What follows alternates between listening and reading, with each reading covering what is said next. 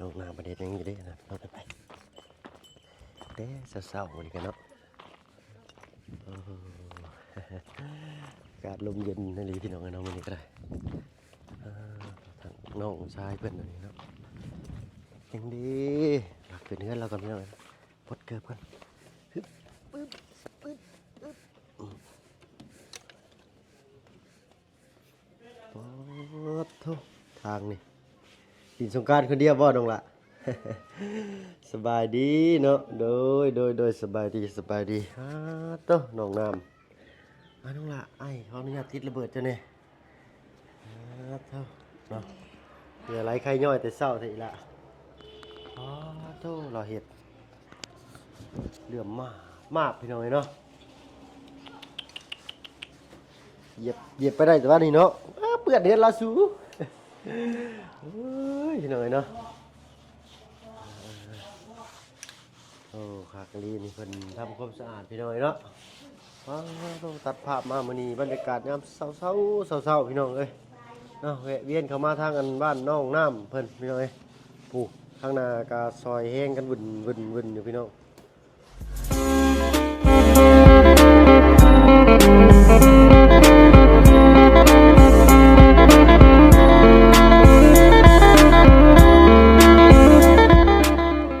ทักทายสบายดีพ่อแม่พี่น้องเบิดสุขคนเนาะมื้อนี้ก็พบพ่อกับบ่าวเพิ่งเคยลาอีกคือเก่าพี่น้อยเนาะอยู่ทางบ้านน้องน้ำเพื่อนงามพี่น้อยเนาะมื้อนี้ก็เข้ามาแต่เช้าพี่น้อยเนาะพร้อมกับแต่เช้า10 โมงแล้วบ่แต่เช้าแม่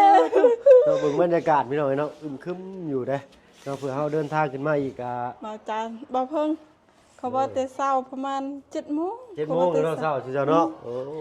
พี่น้อยเนาะสิเฮามาสวยแล้วซั่นทีมงานยังบ่มีคนเข้ามาบ่น้องล่ะยังบ่มีคนเข้ามาเลยโดยเนาะสรุปว่าซุมเฮากันยังเข้ามาแต่เช้าอยู่เนาะพี่น้อยเนาะมาเว้า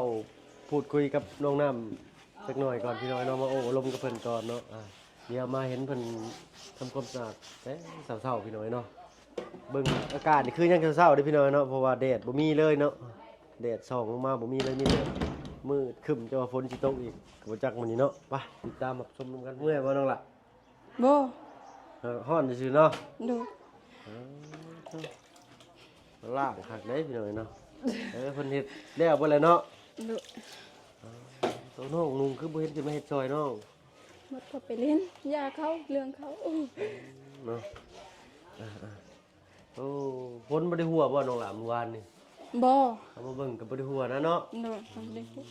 น้องใส่มันเว้าเฮือนมันหัวเด้ใส่เฮือนหัวบ่โดยน้องใส่เฮาโทรเมื่อคืนนี่เพราะว่าเฮือนค่อยมันหัวมันสาดมันลมแห้งมันว่าห้องค่อยมุดเปียทางบ้านสกี้พีนใหญ่นั่นแม่นหลังคาไปจนเบิดหลังคาเฮือนอันนั้นหานเวียดบ่น่ะโดยเขาเห็นอยู่เขาลงสตอรี่เมื่อวานนี่แล้วก็ต้นไม้ก็หักครับหลังคาเฮือนก็เจ้าก็ถึกพี่น้องเมื่อวานนี่เนาะไปหาทางน้องนางน้อยเพิ่นน่ะเอารถเข็นไปมอบให้ทางพ่อตู้เพิ่นน่ะคือคนโดเต็มอยู่พี่น้องเอ้ยเนาะ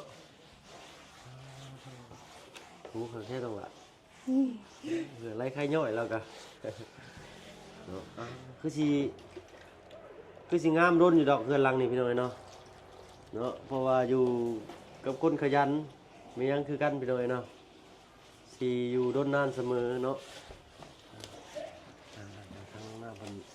ทำความสะอาดพี่น้องเนาะทางในยังบ่ได้เฮ็ดบ่น้องล่ะหรือว่าทางในบ่ได้เปื้อนยังเฮ็ดคือกันเนาะโดยกินข้าวหรือบ่มื้อนี้น่ะกินข้าวกินแล้วแต่ยังกินข้าวเช้าน้องล่ะห้อยต้มห้อยโดยซื้อเอาบ่หรือไปหาอีพ่อไปหามื้อบ้านห้อยยังอันนั้นน้องล่ะบ่ฮู้อ๋อภาษาค่อยฮู้ภาษาเจ้าเฮาเพิ่นเอิ้นว่าห้อยยังกลอลูก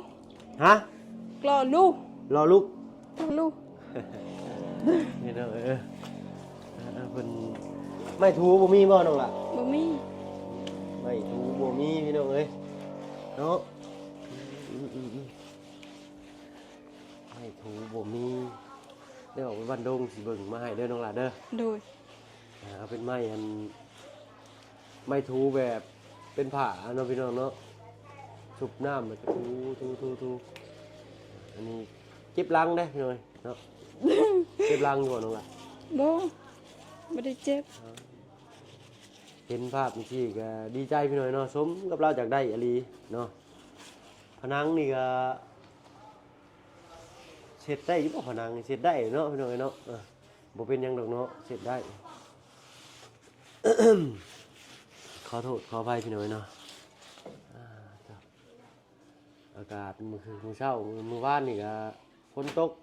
ชุ่มเย็นพอดีอยู่เนาะ ไผถึกเลขหมู่บ้านนี่ จักแล้บ่มีไปถึงหน้าเลขเนาะ จะออกเลขอีจังพี่น้อยเนาะ เลขซิ่งแล้วว่าเฮา เลขสิ่ง จักไผเด้ถึก บ่มีทีมงานบ่มีซื้อซอยน้องเพิ่นผู้ละ5ละ10พี่น้อยเนาะอุดหนุนกันไปเพิ่นก็ได้กำไรได้เปอร์เซ็นต์บ่ได้หลายเด้อพี่น้องเนาะบางทีก็เอาเงินไปซื้ออันปัญหามากก็ได้บ่จุบทุนจับ ซอยน้องเพิ่นผู้ละ5ละ10เนาะหวานงามดีเนาะตู้พ่อกับตู้แม่ใช่น้องล่ะ อีแม่ไปส่งแห้ง ไปส่งเฮง โดย ตู้พ่อได้จ้ะ เขาอันนั้นจักเวียกหยังเขาเฮ็ดเฮือนอายค่อย เรือนนายเจ้าอยู่ที่ใส่ เฮือนหลังนะเรือนก็เฮือนโตก็มีลูกแพทย์นั้น จักเขาเฮ็ดหยังค่อยบ่ฮู้กัน เป็นมีเวียกเฮ็ดอยู่หั่นบ่ โดย ในพ่อจะไปซอยเวียกอยู่หั่นเนาะ โดย แม่ไปส่งแห้งพี่น้อยเนาะทางอันพ่อก็ไปซอยเวียกเป็นเวียกบ้านเวียกเฮือนอยู่ในอันเฮือนอ้ายเพิ่นบ่เรือนอ้ายเจ้านั่นล่ะเฮือนอ้ายเจ้าเรือนอ้ายพ่อเจ้า เฮือนอายอันนั้นลูกป้า อ๋อเฮือนลูกป้า โดยบ่แม่นอายค่อยเท่ เพิ่นถึกเลขเพิ่นถึกเลขบ่อ้ายเจ้า ๆบ่ เพิ่นมีวิธีกรรมหยังของเพิ่นเนาะบ่ได้ไปเบิ่งเลยเนาะจังน้อยพี่น้อยเนาะไม่กวาดนี่แล้วไม่กวาดนี่เนาะไม่กวาดนี่แหละเนาะนั่นนะครับทางสร้างไฟเพิ่นเข้ามาพี่น้องมื้อนี้เนาะทางบ่าวยาวเพิ่นก็มีข่าวดีแจ้งทางบ่าวยาวเพิ่นแจ้งข่าวดีอันไฟฟ้าบ่ต้องล่ะ โดย เพิ่นสิ เบาเสียงนะแจง บ่เสียงแจ้ง แม่นเบาเสียงก็แจ้งหมู่ บ่ บ้าน เสียงก็แจ้ง โด เนาะ ย เพิ่นสิดึงไฟฟ้ามาจากเสานี่บ่ โดย ทางนั้นก็สร้างกับข้าวแน่มื้อเช้านี่เนาะก็เลยช้าแน่เนาะบรรยากาศช่วงนี้ก็ฟรีอยู่เนาะฮ้อนมุกเข้าอีกมื้อแรกนี่ยันฝนตกอีกพี่น้อยเนาะในเรือนเพิ่นยังบ่ได้เฮ็ดพี่น้อยเนาะก็คอยเฮ็ดเข้าไปพอทางนอกแห้งปุ๊บแล้วก็เข้าในต่อเนาะอันนี้บันไดนี่ก็ฝนถึกน้อยหนึงพี่น้อยเนาะวันนี้คือตรงนี้เนาะถึกซ้ำหนึงถึกวัน20เซนเนาะขับกะลีนี่เนาะงามบ้านประตูนี่ก็ใบประตูเนาะพี่น้อยขอโทษขออภัยเป็นท่าสีสแลกเหลือมมาปะกระจกพี่น้อยเนี่ย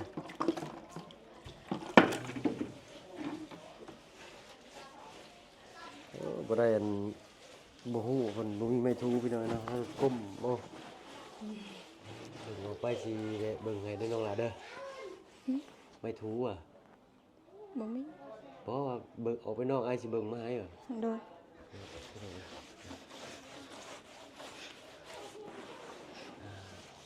เหลือแต่เทบันไดพี่น้อยเนาะแต่มีอันมีบล็อกแล้วเนาะขาดแต่หินกับทรายพี่น้อยเนาะทีมงานบ่ได้แจ้งยังบ่ต้องหลาอันบันไดนี่ บันไดนะ เลย เบาเสียง พอเสียงซื้อบล็อกเข้ามาเนาะ โดย แต่ขาดหินกับทรายบ่เพิ่นน่ะ โดยมื้อนี้เบาเสียงสิสร้าง มีแล้วสรุปว่ามีแล้วเนาะพี่น้องเนาะเหลือแต่สร้างมาซื่อๆบัดนี้ทางบ้านเชียงเพิ่นก็ยากเวียกอยู่พี่น้อยเนาะทางบ้านสกีพีนใหญ่นี่แหละเนาะเพราะว่าเมื่อคืนนี่ก็ท พิ่นไปจอดรถชนอยู่ในหันก็สังกะสีไปแล้วรถเขาไปชนไว้ในอันเฮือนกับเจ้าน่ะพอลมแห้งนี่พี่น้องต้นไม้หักมันได้ต้นเมื่อวานนี่เนาะดีเนี่ยแต่ทางน้องบ้านน้องน้ำนี่ยังบังลมเนี่ยได้พี่น้อง บ้านห้อยบ้านค่อยหมู่บ้านก็แห้งลม แห้งอยู่เนาะแต่ว่ายังเงินบ่ซ้ำทั้งเทิงเนาะ เนี่ย ทางบ้านสกีพี่ใหญ่น่ะป้าต้องว่าดิเห็นจนตกใจน้องน้ำเลยพี่ลึกพี่ลี เออ ต้นไม้หักคนออกมานั่นเต็มถนนหนทางตกใจว่าเอ้าเกิดเหตุอย่างนี้วะฝนตกโอ้พี่ต้องไปเบิ่งแล้วต้นไม้หักพี่น้อง ก็แต่จัง โอ้สร้าง อี ไฟ เจ้า ก็ หนึ่ง มา อีเจ้าหนึ่งเอาเตย สร้างไฟก็มาล่ะเนาะพักงานคาหุ่นมื้อนี้ก็บ่ต้องฮดเนาะพี่น้องเพราะว่าฟ้าฝนเป็นใจแน่เมื่อวานเนาะซุ่มเย็นบาดนี้เนาะป้าลุงบอกว่าบ้านหลังนี้ดีร่ำรวยเพิ่นว่าเนาะฝนตกให้ต้อนรับตักน้ำกันเด้อ โดยน้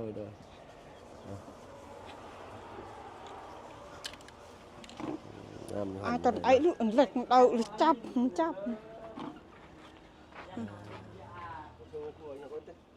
โยวะให้อ้า สร้างเพิ่นก็มาดำเนินการเรื่องไฟบ่สร้างโอ้ยสบายดีเด้อเจ้าสบายดีเนาะสิดึงลงมาจากเสาใหญ่บ่สร้างโอ้ดึงจากเสานี่เลยพี่น้องเนาะโดยมีแต่ขึ้นไปพ่วงเอาเลยเนาะบ่ได้พังลักอีกบ่หรือว่าเฮ็ดแต่ละใส่นี่เลยใส่หัวเฮือนเลยเนาะอันนี้เพิ่นก็ยังอาศัยต่อไฟมาจากเฮือนชาวบ้านอยู่พี่น้องเนาะผักในบ้านเพิ่นได้พี่น้องผู้เพิ่นส่งแห้งกันเนาะ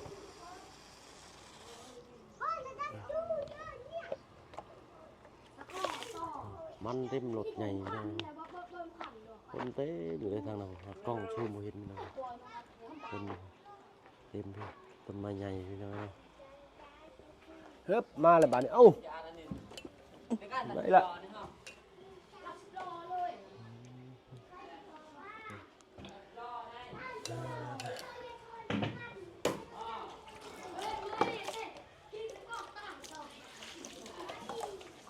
เงาะต้องเอามีไปทูพี่น้องเนาะโมถึงเอาไปชื่อทูเข้ามาให้น้องเพิ่นโมโหพี่น้องเนาะช่วยก่อไปทำลายมันออกไปอันถ้าเห็นในชีวิตเบิ่งพี่น้องเนาะทีมงานก็ยังบ่ทันแจ้งบ่น้องล่ะอุปกรณ์ทำความสะอาดบ้านเรือนเพิ่นยังบ่ได้มีคนแจ้งเข้ามาบ่ เจ๋งยัง แจ้งกันอุปกรณ์ทำความสะอาดเรือนนี่แหละ ยังเนาะ ดู เนาะเพิ่นก็มีแต่งบเฮ็ดบันไดซื่อพี่น้อยเนาะซื้อเล็กๆน้อยๆแต่มีแต่เอาเงินเจ้าของเองพี่น้อยเนาะทางบ่เพิ่นก็สิเบิ่งมาให้น้องเพิ่นเนาะดีใจเลยพี่น้อยเนาะเห็นสิ่งของที่เฮามอบให้เพิ่นรักษาดีนี่เนาะมันก็บ่แม่นของเฮาดอกหม้อเนาะพี่น้องเนาะเป็นทางผู้ใหญ่ใจดีเพิ่นเนาะเพิ่นเห็นจะเฮ็ดจังซี่นี่ก็ภูมิใจในตัวเจ้าเพราะว่าได้เนาะพี่น้อยจักสิว่าจังได๋สมมุติเฮาสมมุติเนาะแบบว่าง่ายๆเลยก็เฮาเอาสิ่งของสิ่งใดสิ่งหนึ่งให้เพิ่นปุ๊บแล้วเพิ่นรู้จักรักษารู้จักทำความสะอาดรู้จักแบบ จนหน่อย ไว้ดีๆนะเนาะ เนี่ยดาตาปืนลวงนายจน ดีต่อใจเฮาได้เฮาบ่ให้นะพี่น้อง นายจน คือเห็น นาย สิ รับอลวงน่ะ น้องนึงเบิ่งลบให้น้องเพิ่นอันทำความสะอาดอีกทางส่วนหนึงจักหน่อยหนึงก่อนพี่น้อยเนาะ นายไอ้กี่ลวง เอ็ดล่ะ ตู เอาไม้ชกลงซอยน้องเพิ่นเนาะนะว่าสิไปดำปลาบ่ล่ะโอ้เนาะแต่นี่ดำปลาอีก ดอกเปล่าตังเปล่า น้ำบ่หลายบ่มื้อนี้เนาะมื้อวานนี่ฝนตกโอ้ถึงหัวกันเด้อนิดนึงพี่น้อยเนาะใช้บักหลาใช้เบิ่งฮะสบายดีบักหลาสบายดีเดี๋ยวสิไปทำปลาอยู่ไสฮะสิไปทำปลาอยู่ไสอยู่เซ่ทางใดไกลอยู่บ่ ไก่มันโค้ง ไปจากคนน่ะ นี่อย่าอาบนี่ น้อยนี่ก็สิไปบ่น้อยนี่ก็สิไปบ่บ่ย่านตกน้ำบ่บักหลา น้ำ อ๋อ อยากจะอาบ มีปลาใหญ่บอกล่ะ เอาไว้ตรงนี้ อ๋อปลาน้อย ยิงเอาบ่หรือว่าหรือได ยิ่ง อืมนี่อาวุธปืนไปก็หยิบอาวุธปืนมาให้ปลาลุงเบิ่งดูหั่นปึ๊บประดิษฐ์เอาพี่น้อยเนาะเป็นยางธรรมดา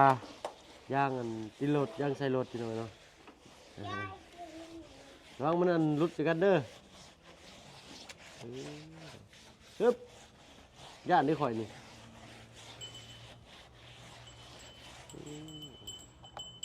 ระวังเลยดีๆมาทางนี้ได้ย่านได้อึบเดี๋ยวไปลาไปแม่รุดสิกันนะฮะอ๋ออ๋อมันบ่ได้ออกมาบ่ไปเข้าไปจี้เดี๋ยวก็ให้มันมีแรงส่งสิเนาะห่างยากอะไรพี่น้อยเนาะ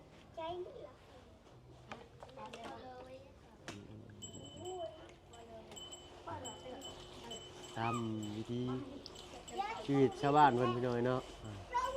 แต่บ่มีหยังเพิ่นก็ไปหาอยู่หากินตามห้วยตามห้องคือสิแลเนาะบ่ว่าทางภาคใดทางบ้านบ่พึ่งคือกันพี่น้อยเนาะมีแนวหาก็หาไปเนาะบางคนก็เฮ็ดไร่ใส่นาเฮ็ดปลูกโมกแตงเฮ็ดทั่วเฮ็ดสวนเนาะ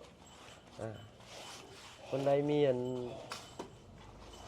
วิชาหาปูหาปลาก็ไปหาปูหาปลาพี่น้อยเนาะ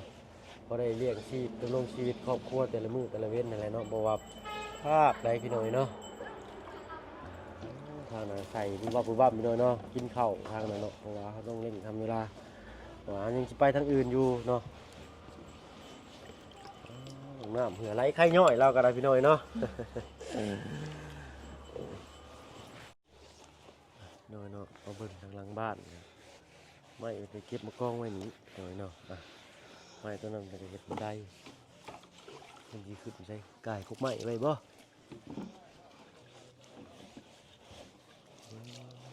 ดีแต่ฝนตกโบแห้งมาได้พี่น้อยเนาะน้ำโบได้สไลด์ลงไปบ่ได้ก็ถือว่ายังโอเคอยู่พี่น้อยเนาะนี่ก็เป็นบ้านที่เป็นใช้ชั่วคราวพี่น้อยเนาะได้มากไม้จากบ้านหลังเก่ามาอันนี้ใหม่ที่แบบว่ายังใช้ได้เป็นผลมาไว้นี่พี่น้อยเนาะเป็นกับบริปะบริพิษมาพี่ละกะพี่น้อยเนาะ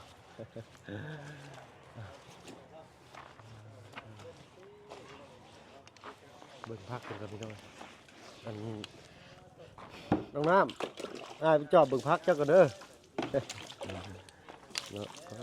ผักบัวพี่น้อยเนาะเนี่ยขาหุ่นพี่น้อยเนาะคนล่างเพราะว่านี่ยังบ่พอเนาะแม่นสบายดี จับเข้ามาแล้วพี่น้อยพี่น้องเลยเรื่องมันเกิดบุกเก่าเนาะเรื่องเนาะเอาล่างเรื่องเล่ามือพี่น้องไปเนาะพี่น้องเลยเอาเวลาเสร็จชิ้นที่เรียบร้อยทางนั้นเอากาจีได้ขอตัวลาก่อนพี่น้องเนาะวันนี้สิพาไปทางอื่นเลยพี่น้อยเนาะทางบ้านสิพี่พีนใหญ่เนาะบ้านน้องนางน้อยพี่น้อยเนาะได้กระเป๋าเป็นกำลังเกณฑ์ใจเลยเด้อเสือเนาะสำหรับที่นี่ลาแล้วเนาะก่อนอื่นครับขอบคุณที่เข้ามาประชุมเนาะพี่น้อยเนาะที่นี่ลาเนาะ